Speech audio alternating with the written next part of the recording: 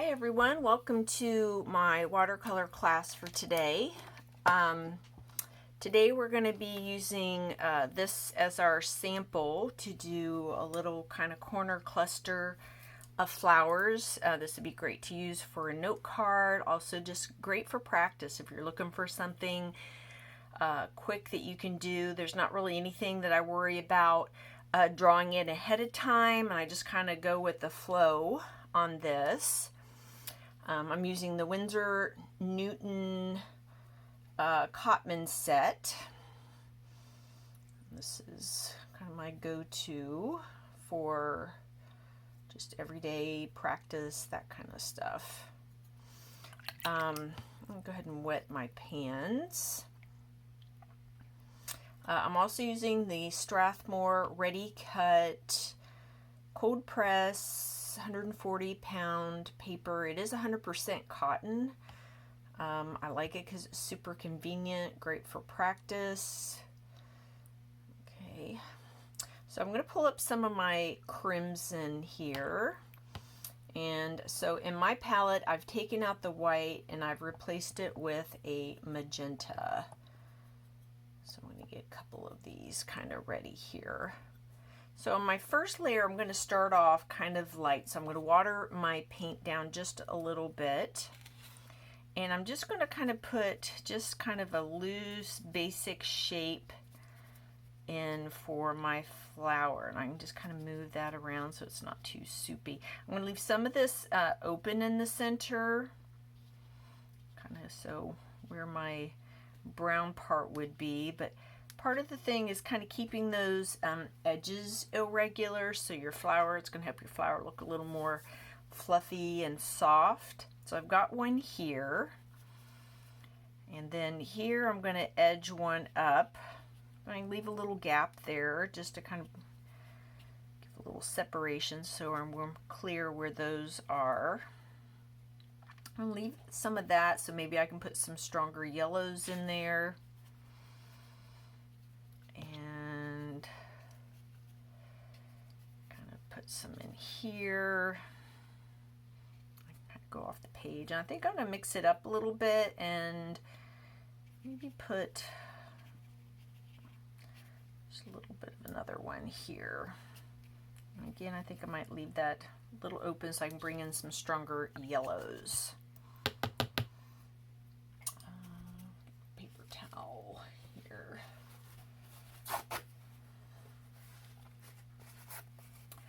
So I usually like to start off with kind of a little bit of a lighter, softer layer, and then I kind of build my intensity up from there. So here I'm going to grab a little bit of that yellow, and then here I can just kind of tap in and just kind of let it do its thing. So if I have some spots that it mixes with the pink, some spots that it's a little stronger, that's fine. I just like that little kind of interaction that I get from those two colors. Okay. Now, while these are wet, I am going to take now a little bit of the stronger magenta, and I'm going to feed it in here, kind of to that inside edge. And that's just going to help bring in, or kind of pull in a little bit of depth. Okay, and I can tap that a little bit. I really appreciate a looser style when it comes to watercolor because I don't like fighting with the paint or what it wants to do, and I find that I like the results. I think a looser style is a little more forgiving. Okay, just tap a little bit in here. Strengthen that up a little bit.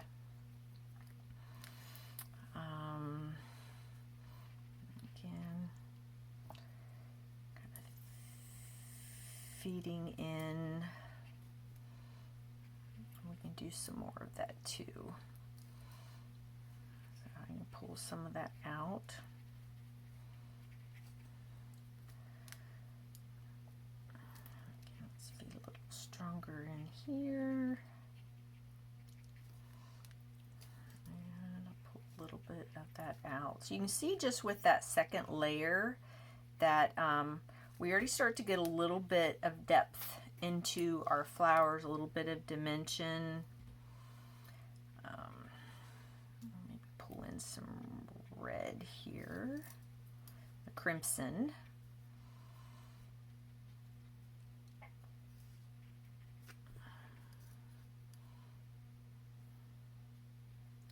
Just tap a little bit around there.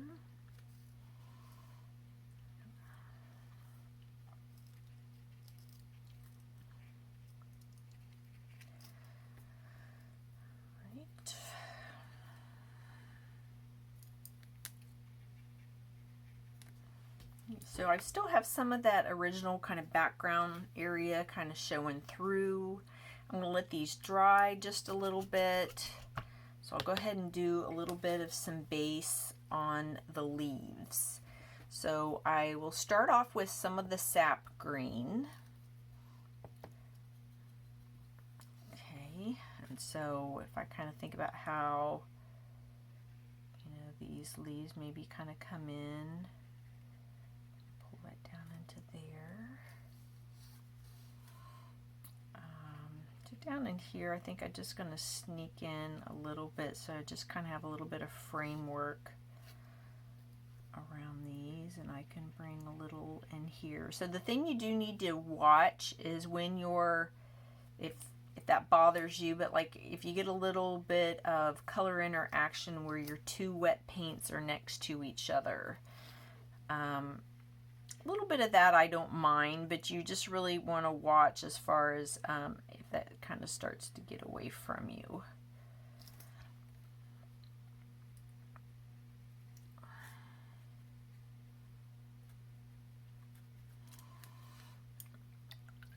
right, let's do a little bit more so I kind of know where kind of the basis of some of these are going to be.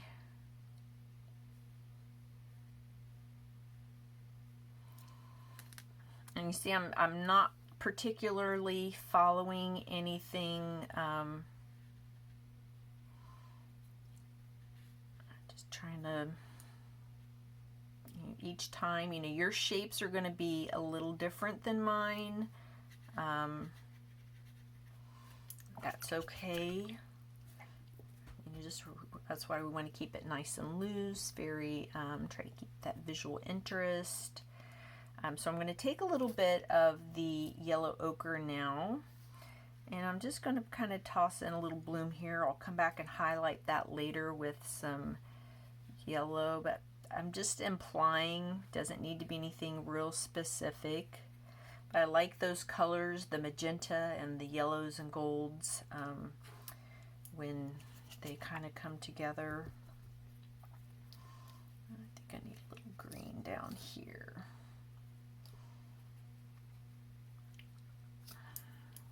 I'm going to leave some of that open, so if I decide to put, you know, a happy birthday or some sort of word if I put this on a card, I've got that space to do it. And I do like doing the speckling part. So I'm going to come back here into these flowers again, and I'm going to kind of work on this edge here. So when we're making that deeper, that's going to help it to kind of reseed in. I can kind of pick a couple edges here that maybe imply that those are some of the edges of the petals that are maybe coming around. Okay. So I'm just kind of using what's kind of developed naturally there.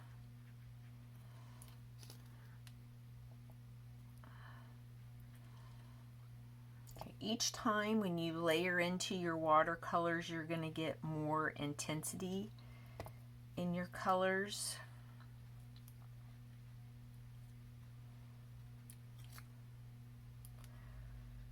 So I kind of build light to dark in that way.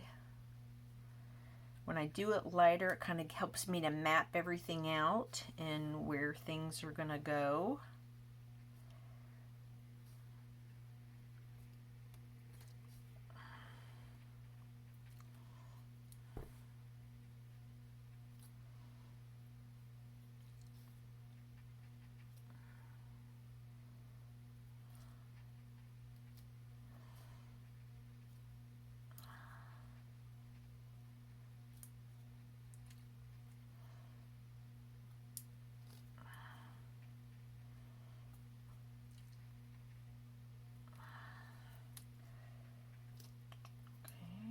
keep working around. If I wanted to come in now and kind of define that, I can do that with some of that. Like, you want to be careful in those spots though, because the magenta and green are going to be opposite on the color wheel. They are going to brown up a little bit when they touch each other.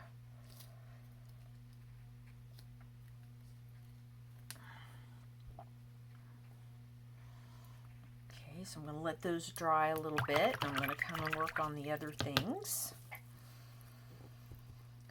So again, I'm going to come into my Viridian green this time and mix me up a little deeper green. So since this is a very blue green, I'm going to need to earth that up with one of my earthing colors here to make it a better color for foliage. I'm going to use the burnt sienna with that, and you can see how that transfers into a nice warm green now. Okay, so again, I'm just going to pick some spots to kind of I might kind of tap that around.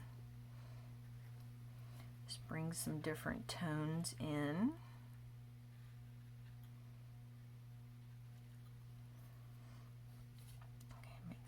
Darker down in here, since that's probably a little more shadowy.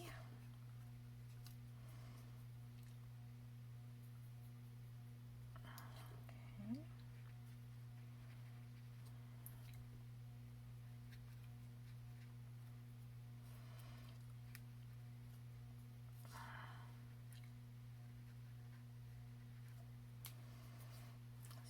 Again, I'm not being real fussy with my shapes as far as kind of making this, concentrating more on making this just a nice little cluster. Okay. So on these golden kind of bloom areas, I'm going to bring a little bit of this lemon yellow here, just to kind of bring another layer into it and just kind of brighten those up a little bit, give them a little bit of dimension. Just kind of tap that in.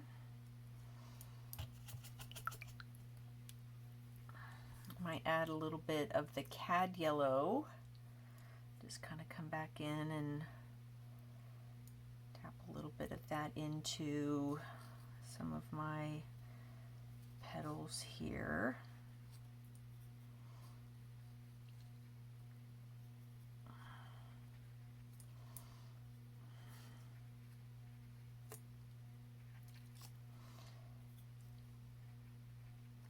Okay. So I'm giving those centers still a little bit more time to dry. But I'm going to go ahead and do a little bit of my splattering here while I'm waiting for that. Okay, so here I can kind of tap a little bit of that around. Use some of my yellow. I think here I might just touch a little bit in here too.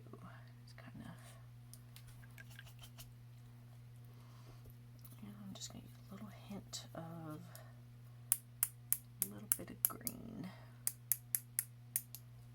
Okay. So now when I do these centers, I'm going to use that burnt umber here. I want it a little more concentrated rather than soupy. Get me, you see it's not real soupy when it's sitting there.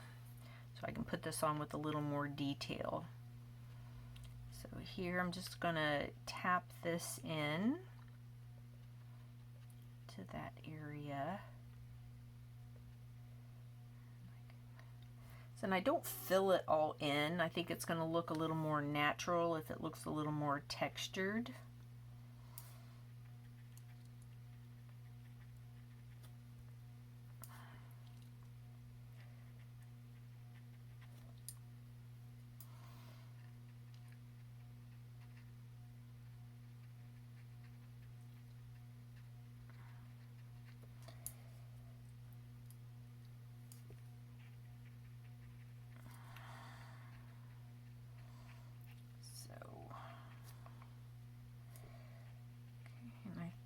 just to mix it up a little bit, I'm going to bring a little bit of that burnt sienna in as well. That's why I wasn't kind of filling everything in, just to give me a couple little different tones, especially in these ones that are a little bigger.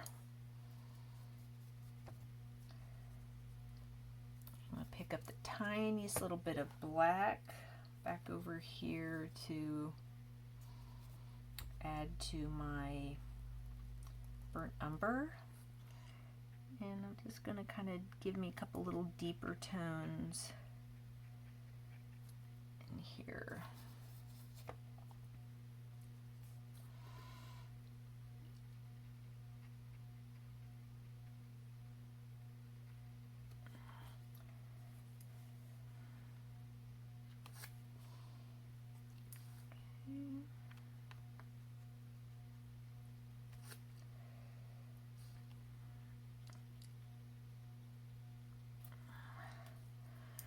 All right, and there you have it, a very quick and easy little floral card that you can do. Like I said, these are great for practice, especially if you don't have a whole lot of time.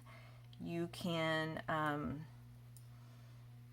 of come in and just practice with something like these. You don't have to always have a big chunk of time to allow for that creative time for yourself. Seeing if there's anything else here. I want my final little extra on these. So since those flowers are still a little wet, this is still going to diffuse a little bit, but it's going to kind of stay on there a little stronger, where I just kind of keep feeding into those areas. All right. So I think I might add in, that one looks a little boring there.